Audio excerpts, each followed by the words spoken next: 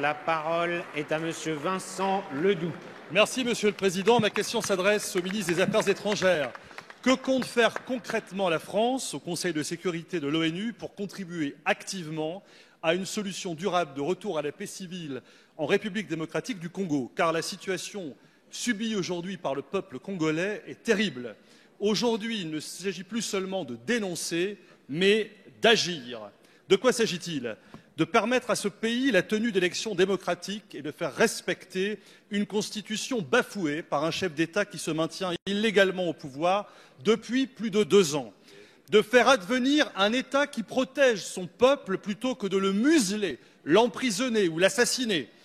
De faire respecter les lieux saints, comme ces églises catholiques profanées par des incursions militaires, de rétablir la confiance et la concorde au sein d'une nation maltraitée et humiliée. La RDC, c'est un territoire 4 fois supérieur à la France, 80 millions d'habitants, 10 millions à l'extérieur, un taux d'alphabétisation très bas, comme un niveau de vie très bas. Cruel paradoxe pour ce territoire qui regorge d'innombrables ressources minières et minérales. Face à cette maltraitance d'État, la France, avec les Nations Unies et l'Union africaine, doivent protéger ce peuple vulnérable et faire raison à ses droits, une gouvernance démocratique, des élections libres, une économie inclusive. Au moment où nous réfléchissons sur l'asile et l'immigration, il serait bon de régler au plus vite cette situation qui, si elle devait malheureusement perdurer, déstabiliserait cette partie de la région des Grands Lacs et renforcerait de ce fait les flux massifs de migration vers l'Europe et la France.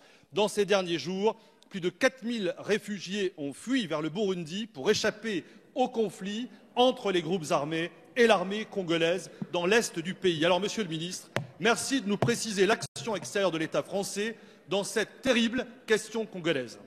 Merci, Monsieur le député. La parole est à Madame Nathalie Loiseau, ministre chargée des Affaires européennes.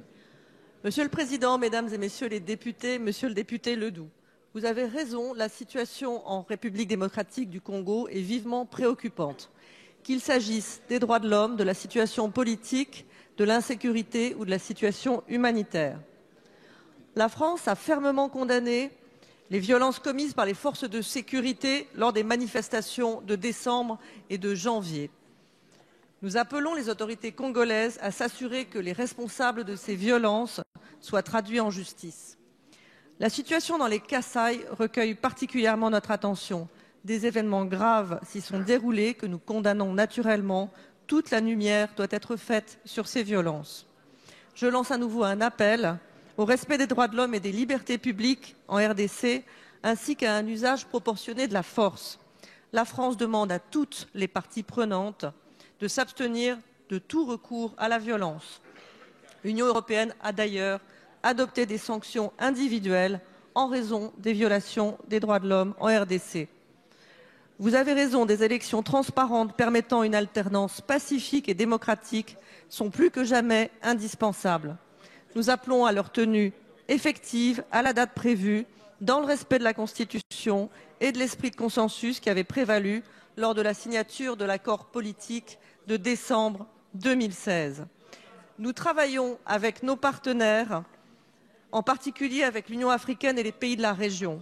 Nous soutenons l'action de la mission des Nations Unies en RDC, la MONUSCO, qui paye un lourd tribut pour la protection des populations civiles. La France a par ailleurs augmenté son aide humanitaire à la RDC, qui a atteint l'année dernière 2,4 millions d'euros. Merci, Madame la Ministre.